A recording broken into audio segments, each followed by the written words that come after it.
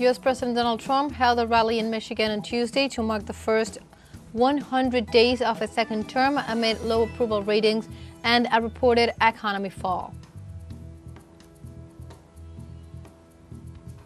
Venezuelan President Nicolás Maduro met in Caracas with Grenada's Prime Minister Dickon as part of the latter's official visit to the Bolivarian nation. And in Palestine, at least 23 people were killed and others were injured in a series of recent attacks carried out by the Israeli occupation forces on the Gaza Strip.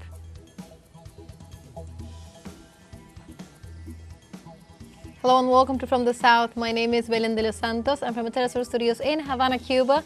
We begin with the news.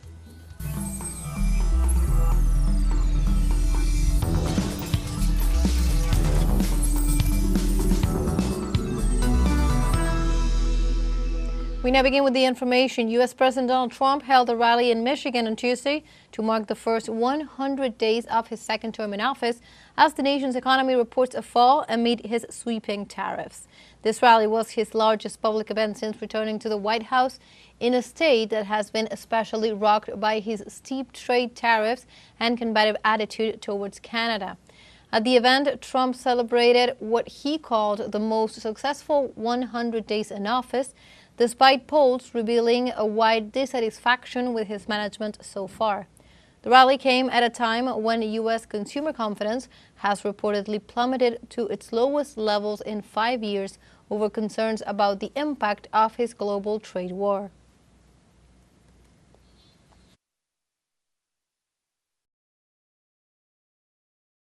And in other news, Venezuelan President Nicolás Maduro met on Tuesday in Caracas with Grenada's Prime Minister Dickon as part of the latter's official visit to the Bolivarian nation.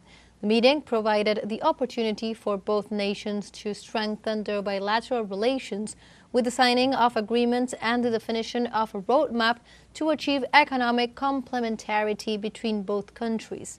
The Prime Minister of Grenada praised that he described as win-win relations with Venezuela, which were also characterized by their cordial, fraternal, and friendly nature. On the other hand, President Maduro stressed that the visit of the Grenadian leader represented an additional incentive to continue advancing in the shared development of the mutual benefit and increasingly powerful union of the Caribbean region.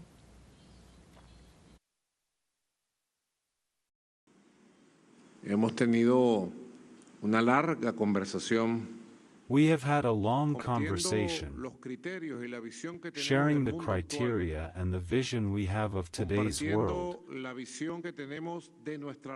sharing the vision we have of our region and the challenges that Latin America, the Caribbean, and our two countries face for their development in the years to come. We have reviewed in detail the agreements which, more than protocol agreements, Comrade Mitchell, are plans for joint action between the governments and peoples of Grenada and Venezuela. And we continue in the region as the government of Venezuela congratulated Trinidad and Tobago after its election day last April 28th, where the leader of the Congress of National Unity Party, Kamla César, was elected as the new Prime Minister of this nation. The Bolivarian government congratulated César for her triumph and also highlighted that during her last mandate, both nations consolidated solid ties of cooperation and understanding based on mutual respect and common interest in the welfare of their peoples. In this sense, the statement stressed that Venezuela reiterates its commitment to the continuity of joint projects, especially in the area of energy security, ensuring a reliable gas supply for Trinidad and Tobago, which will continue to contribute to the sustained development of this country and the entire Caribbean region.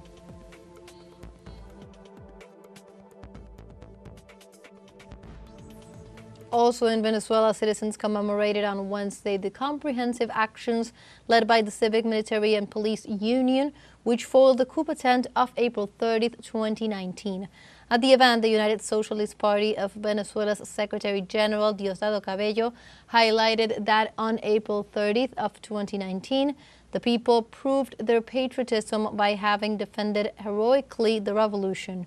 Cabello recalled that they faced that day the same far-right groups which have attacked the government many times.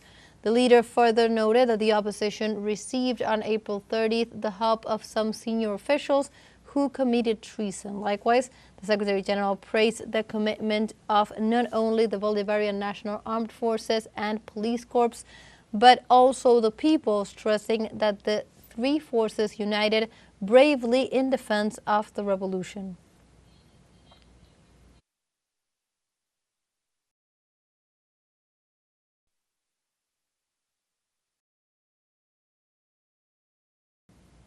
In other news, BRICS foreign ministers met for the second day in Rio de Janeiro. During the gathering, they criticized the United States' protectionist and unilateral measures, as well as the increase in tariffs imposed on countries around the world. The diplomatic leaders of the integrationist bloc rejected the increase in coercive measures imposed on governments that do not respond to Washington's interests. The foreign ministers expressed their concern about the political and economic tensions that have been generated at global level as a result of Trump's tariff war. The BRICS bloc is drafting a resolution which is expected to be approved by the heads of state at the next BRICS summit in July, where the World Trade Organization will be ratified as the only organization that can establish the rules of the multilateral system.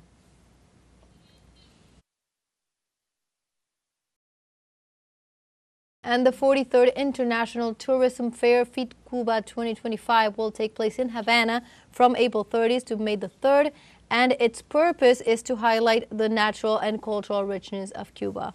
This time's guest of honor will be the People's Republic of China.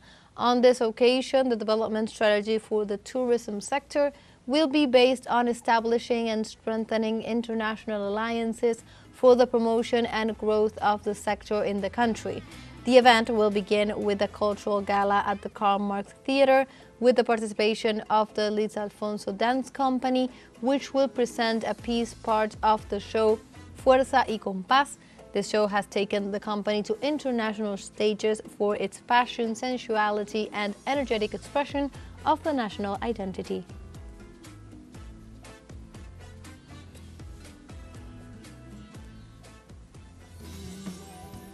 And now we have a short break coming up, but before, we invite you to watch this Wednesday a special interview with Grenada's Prime Minister Dickon Mitchell. It will be broadcast at 6:30 p.m. Quito time and 7:30 p.m. Caracas, New York, and Havana time. We'll be right back. Stay with us.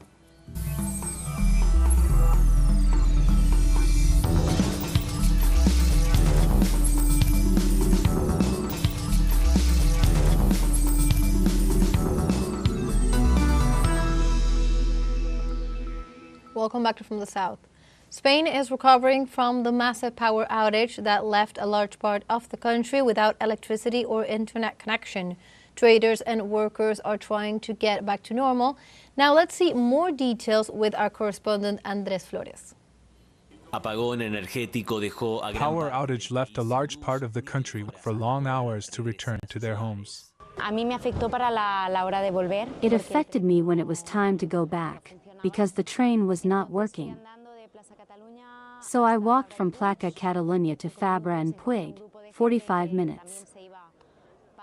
And I found a group of people who were also going to my area, where I live. And from there to wait in line and everything to catch a bus, to catch another bus. So that finally my family would come to pick me up in Granollers. So all in all, it was about 5 hours traveling. The president of the Spanish government demanded responsibility from the private operators for the blackout and stressed that it can never happen again. Many workers were surprised by the outage at their workplaces, like Ignacio. We were on a construction site, and it caught us. The blackout meant that we had no more light, no electricity, no energy. Then, when I went outside, I saw that everything was the same. Everything had gone out. Even the phones. Barcelona tries to recover normality after this massive blackout. Some shopkeepers have told us that they have had to throw away the products they had, and others are trying to calculate today what their losses have been. We met Andrew, a neighborhood merchant affected by the blackout. Andrew, like so many others, is trying to get back to normal today. It is a fruit and vegetables trade. We had a good start to the day yesterday. We just unloaded and suddenly the power went out, which prevented us from weighing with the scales and so on. So we couldn't do much business. Andrew, like so many others, is trying to get back to normal today. Well, at the beginning not many people came, but now all the people who came during the blackout have started to come and, well, I guess today we are going to have to work extra. Today everything is normal, yes, everything is very good. A judge of the National Court will investigate a possible cyber attack. Although the company Red Electrica rules it out, the reasons for the power outage remain to be clarified. Andrés Flores, teleSUR, Barcelona. And a Daesh terrorist group, alias IS, West Africa province, claimed accountability of having planted Monday's bombs along a busy route in northeastern Nigeria.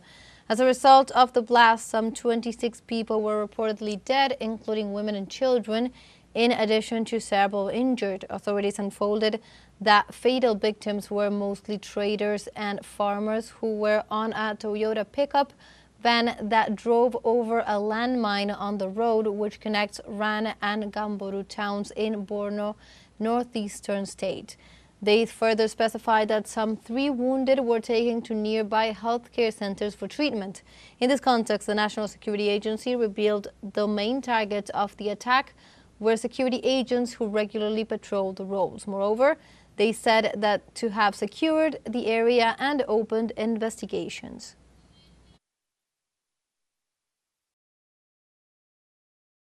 And the government of Mali, Burkina Faso and Niger welcomed a proposal from Morocco which seeks to provide them access to global trade through the Moroccan Atlantic ports. The Moroccan Foreign Ministry ensured that the top senior diplomats of the 3 landlocked nations accepted such opportunity for boosting their local economies after having met with King Mohammed VI. Those countries of the Sahel region left the Economic Community of West African States last year to create their own security association, the Alliance of Sahel States. Subsequently, Mali, Burkina Faso and Niger have phased out their military deals with France and increased their relations with Russia in several areas.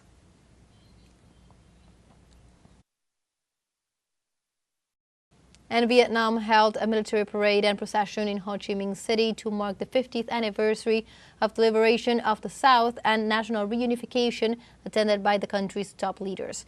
The event brought together some 13,000 people, including squadrons of helicopters and fighter planes, which flew over the metropolis waving the flag of the Communist Party of Vietnam.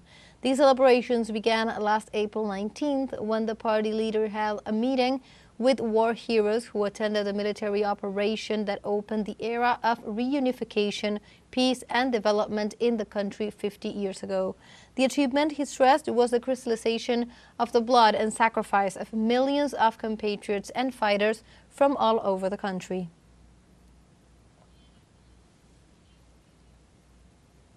We have a second show break coming up, but before, once again, we invite you to watch on Wednesday, April 30th, our special interview with Grenada's Prime Minister Dickon. It will be broadcast at 6:30 p.m. Quito time and 7:30 p.m.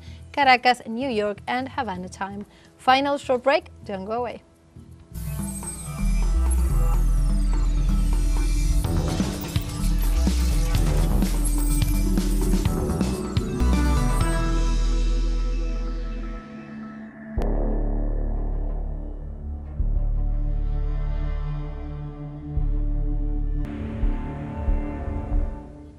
Welcome back to From the South.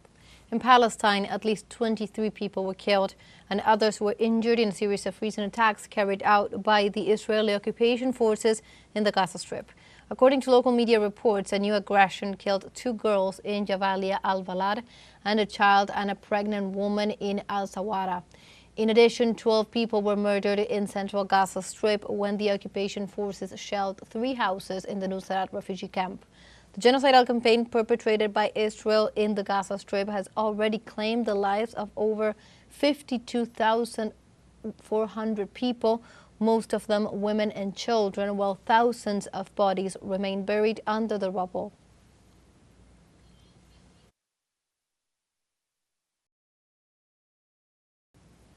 In this context, the International Court of Justice, the ICJ, began its 3rd day of hearings on Israel's humanitarian obligations to Palestinians 60 days after the complete siege of the entry of humanitarian aid to the Gaza Strip. The 15-judge panel will hear from some 40 nations and organizations, including the League of Arab States, their non-binding advisory opinions on Israel's responsibility to ensure the provision of basic supplies to Gaza. The U.S. and Hungarian representatives have taken a pro-Israeli stance, and they are expected to declare Wednesday at the ICJ. Earlier, South African diplomat Saint Dangor stated on Tuesday that under the watchful eye of the world, Palestinians have been subjected to atrocities, crimes, persecution, apartheid, and genocide.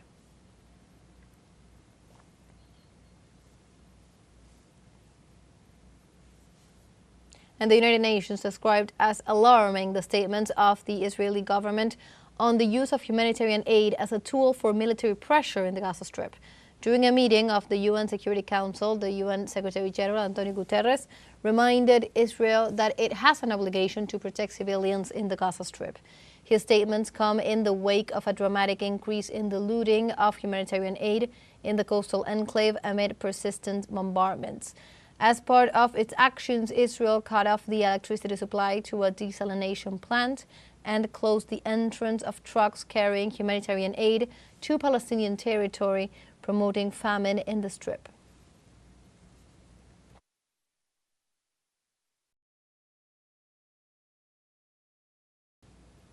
We now move on to other topics. Tensions keep growing between India and Pakistan as Islamabad government denounced that New Delhi is planning a military attack in the next 36 hours and warns of retaliation. Precisely, Pakistan's information minister Atullah Tarar said that the government has credible information that India intends to attack Pakistan in the next 24 to 36 hours. The official also added that any act of aggression will be met with a strong response, holding India responsible for the possible consequences in the region. These statements come amid tensions between the 2 Asian powers following the terrorist attack in Pahalgam in the Indian region of Kashmir, which caused the death of 26 people.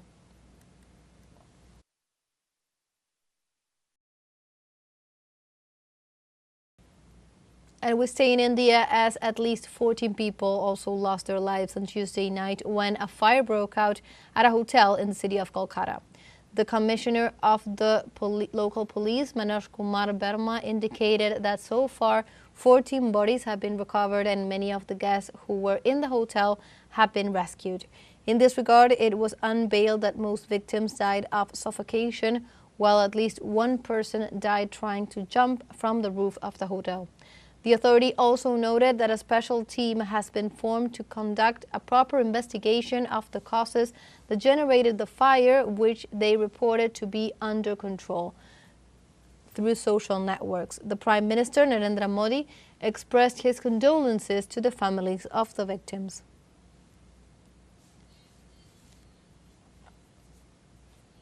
And like this, we have come to the end of this news brief. You can find these and many other stories on our website at telesurenglish.net.